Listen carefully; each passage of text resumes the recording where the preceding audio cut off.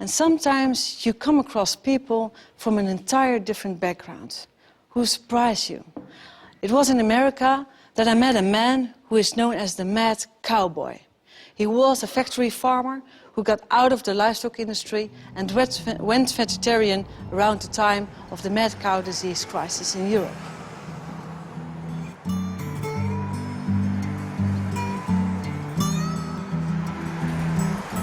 Hi, nice to finally meet you. Nice to see you're unlost again. Yeah, finally, we made it. My humble abode.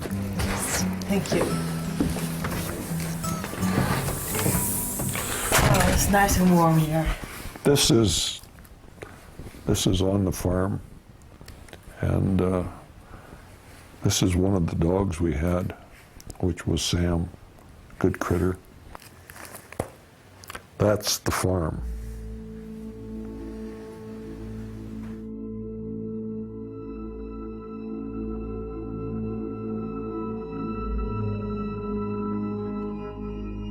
I'm a fourth-generation farmer, rancher, feedlot operator from Montana. At one time, I had 7,000 head of cattle, 12,000 acres of crop, and 30 employees. I spent 45 years of my life in production agriculture. Not something I learned from a book. I learned it by doing it. I was a factory farmer, the worst of all.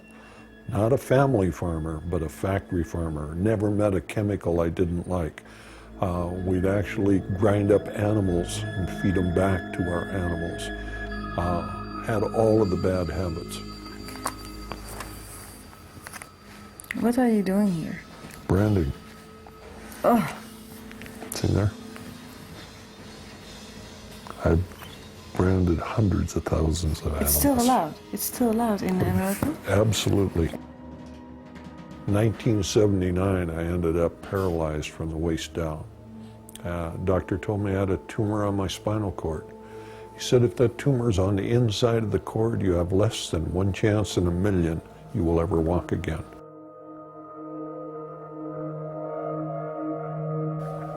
Made me stop and think for the first time in my life that I was part of the problem, not part of the solution. I saw the birds die, I saw the trees die, I saw the soil changed. And it was not until I was paralyzed that I was willing to admit that I was the problem.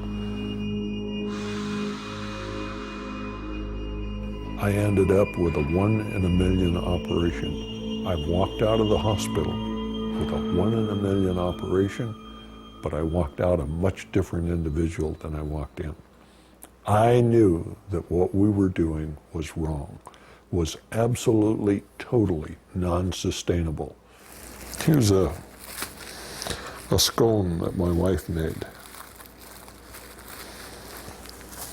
Try that.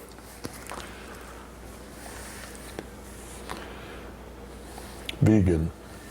Everything in the house is vegan. Yeah. There's no animal products in anything that we have here.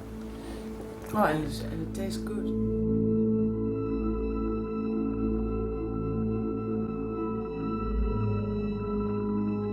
Everybody thought the same way. It was mass hysteria. Everybody was doing it. It must be okay. You started from the time you were a child. And can you imagine what it was like when I first asked myself the question, should we be eating animals? It was one of the most thought-provoking questions I ever had in my life, because I had never even considered that. No. And when you stop and think about it, it is so straightforward and open. Should we eat animals? Absolutely not. Do we need them for protein? Absolutely not. Are they good for us? Absolutely not. Do they enjoy us eating them? Absolutely not. My hometown newspaper put my picture in the front page, and it said, Montana's most famous vegetarian. I picked up the phone and I called him up and I said, why don't you tell it the way it is? Montana's only vegetarian. And they said, no, we have one of you kind of guys here at the paper, so we know there are two.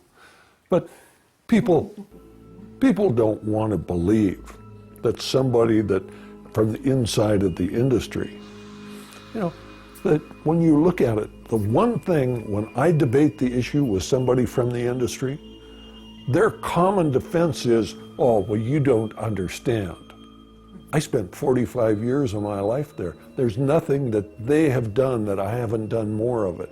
I've milked more cows, I've slopped more pigs, I've fed more animals, and when they tell me I don't understand, I understand.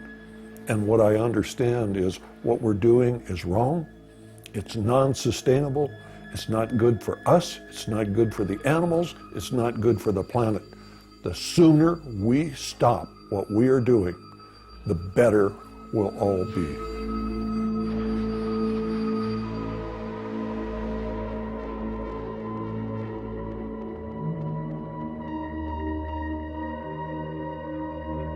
Did you also notice that there are more women vegan or vegetarian than men?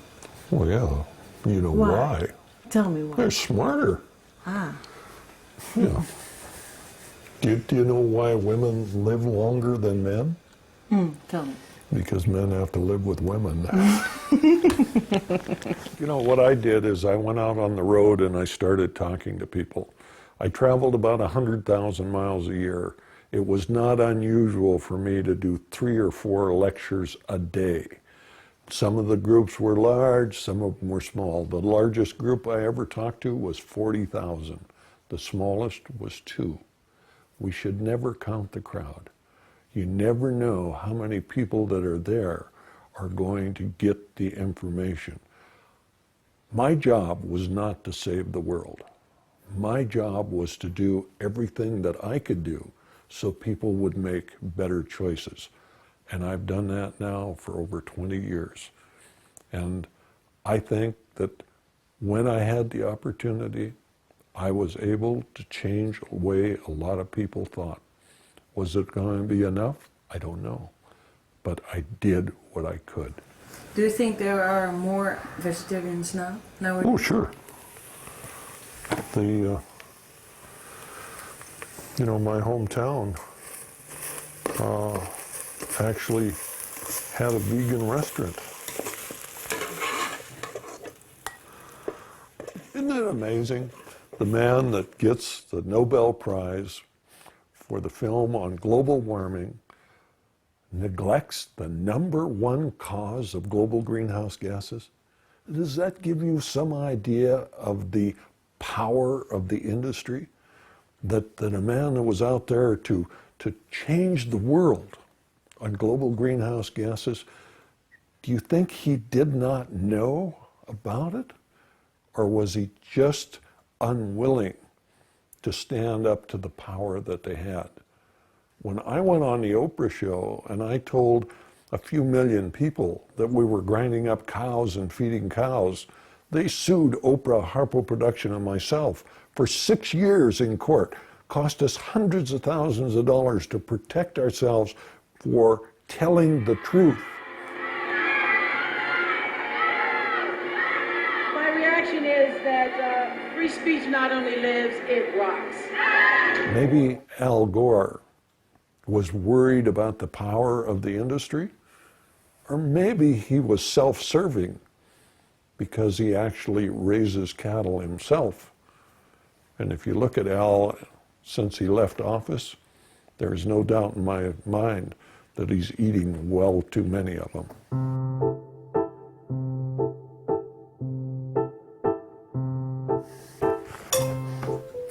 If there's something you would like that you don't see, I'll get it for you. No salt or pepper. No, that's fine.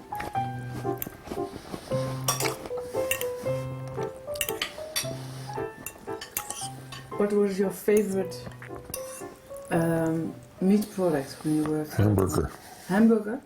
You ate a lot of hamburgers? Yep, the best meal in the world was pork and beans, potato salad, and hamburger.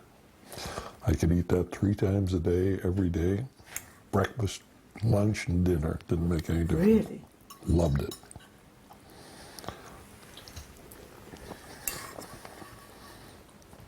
turned out okay.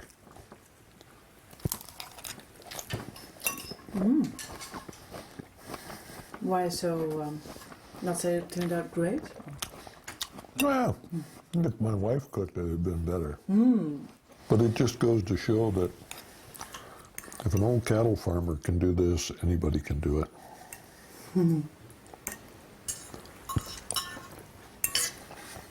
It's just a matter of time. It doesn't mean that we should slack off on what we're doing. But if we do everything we have the capability of doing, we will win. There's no doubt in my mind.